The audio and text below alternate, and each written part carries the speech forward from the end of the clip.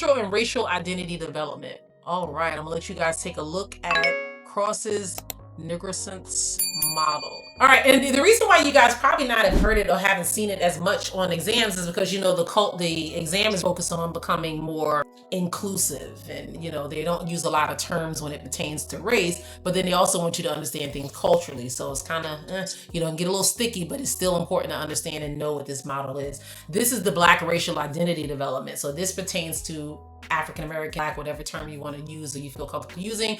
That is what this model is about. So you have the pre-encounter, encounter, immersion, internalization, and commitment. So what happens here, these are keywords that you need to know whether you're using this model or not that are very popular. Assimilation. That is pretty much where the individual in this state, individual devalues their own Blackness and idolizes whiteness. View race as unimportant or it's just a stigma, and that's just not something they really focus. This is the pre-encounter. This is what's taking place during the pre-encounter stage. Then they have a wake-up call. They have a significant event, experience some racism, somebody call them out their name, and it didn't shatter their whole worldview, and they're like, oh my God, I am Black, or I do, whatever it is. And they start becoming curious and confused and just kind of emotional mess because they encountered some type of racial situation where initially they weren't aware of that. They didn't really understand who they were or appreciate their Blackness and who they are. And the third part, immersion, that is where they idolize their Blackness. That's when they become, oh my goodness, I love my Black culture. They begin to reject other culture. Black is good, white is bad. You guys know, if you did my program, I tell you they get Dr. Umar on, and they're just like, you know, Black Panthers and Pan-Africanists and all that stuff. That is that immersion stage. That is what's taking place there. Then they move to the internalization. That is where they feel secure. They're like, you know what? I don't have to be all the way here with Dr. Umar. I can kind of have some balance. I love who I am and I'm comfortable in my skin, and, you know, I feel safe and secure and I'm okay, but I don't have to be anti other races and other people. I'm open to relationships, connecting with people, and you're kind of in a healthy place. That is that internalization place. And then you have the internalization and commitment. That is pretty much when they do become more activism. So they are secure in their identity, but they want to make sure that others become secure in their identity and they're comfortable and they can share and not devalue their race and ethnicity, and they can feel comfortable. So they do community empowerment and things of that nature. So that is pretty much walking you through the model of Black racial identity development. The next one is Finney's ethnic identity. This is a 3-stage development model. The first stage is unexamined identity. That is where nothing's questioned. You pretty much don't have a preference for the dominant culture, lack of exploration. You just don't really see color. Nothing's really taking place or happening in life. You're just kind of going through life and being who you are. And then the second part is the identity search. That is when you have an encounter, normally a racial encounter, and it changes things. You start wanting to actively explore your cultural identity and trying to figure out who you are. Now, this isn't just for people of color. This can happen with anyone. So this is what is taking place during the identity search. So some key features here are emotional intensity, reading and learning about the heritage, and rejection of the dominant culture. All right, and the last one, achieved identity, resolution of conflict. This individual's developed a secure, confident sense of self, and they're a member of the whole group. They have inner peace, confidence, openness to working with anyone. Those are the things that you're likely to see as you move through these 3 stages.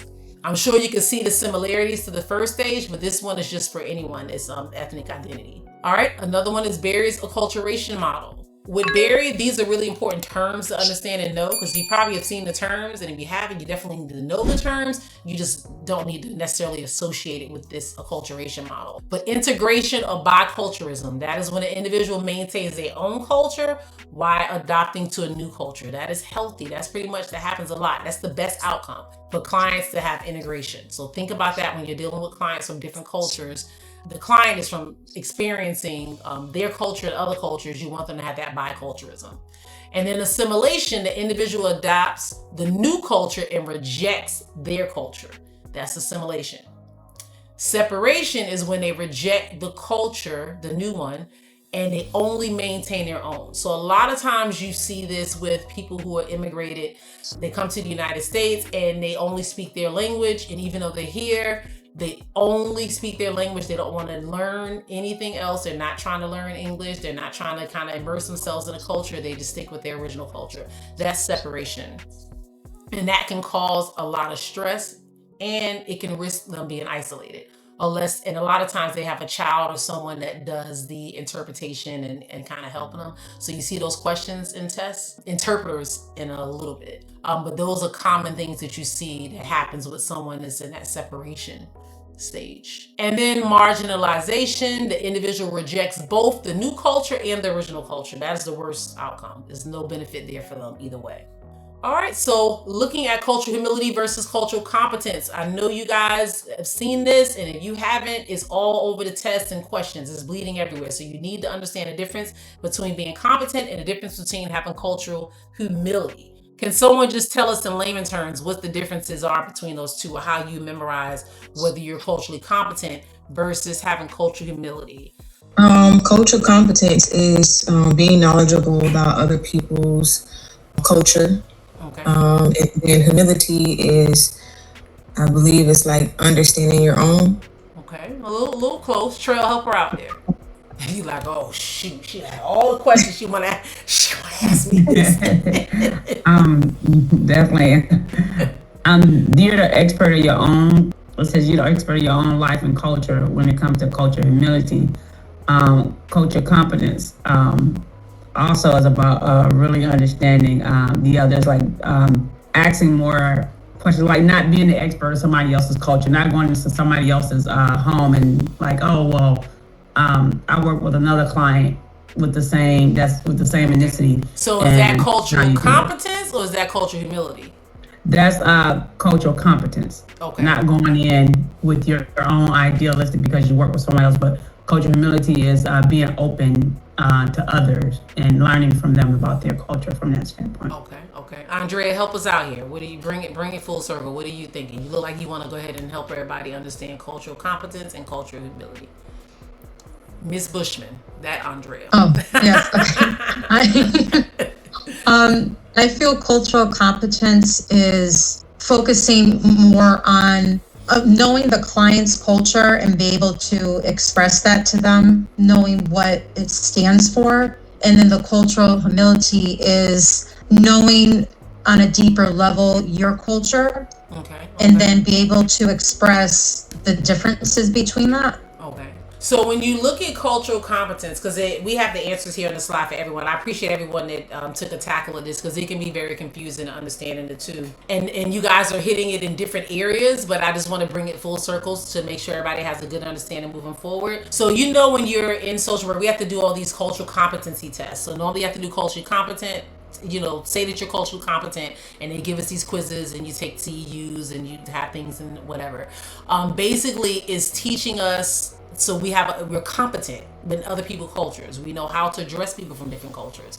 So we have some knowledge base about that. It says the social worker knows about the client's culture based on what we study, based on what we know. That's why we're competent, because we took a test or they gave us some type of information about these different cultures and what to know, and we're now competent. Cultural humility is looking at individuals' cultures and realizing that you are not the expert. Yes, you might be competent, but you don't know everything about everyone's culture and what's taking place. So you are not the expert. They are the expert. So you're learning from the client. That is the difference. Cultural humility is just that. You're a little bit more humble. You're a little bit more, you have that humility. You're willing to learn. You don't come in as the expert.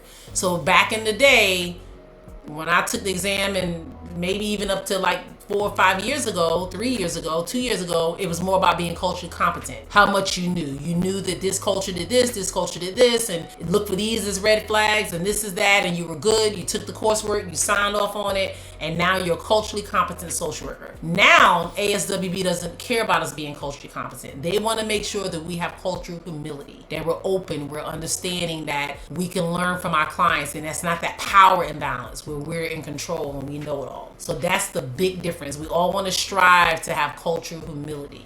That is where we should be at. for sure. All right, scenario. 16-year-old Latina client tells her social worker that she speaks Spanish at home and values her family traditions. She also participates fully in her American high school activities, has a diverse group of friends, and plans to attend a state university. According to Barry's acculturation model, which strategy is this client demonstrating? C. Integration, C. All right. I see a lot of people saying C, coming off mute saying C, C. All right. And I see a lot of people typing C. So we're going to move forward and...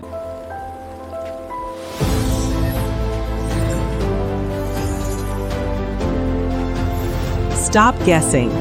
Start thinking like the exam.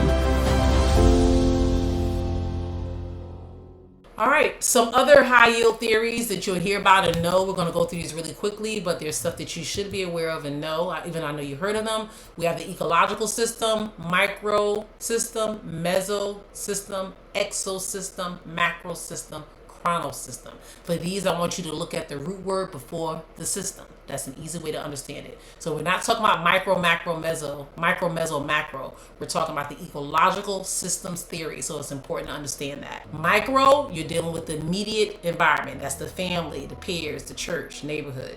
Meso is the parent-teacher conference, relationship between the home and the church. Those are some examples. It's a connection between two microsystems. The ecosystem is indirectly impacting the individual, the parent, or so forth. Like the parent's job. How will this impact the child? Maybe the parent lost their job or they work long hours. As a result, that does have a indirect impact on that child. Macro system, broad cultural values, laws, customs, those types of things. This is, you can see the examples here would be cultural beliefs about gender roles, national economy, political climate. That's the macro, much larger, broader cultural values.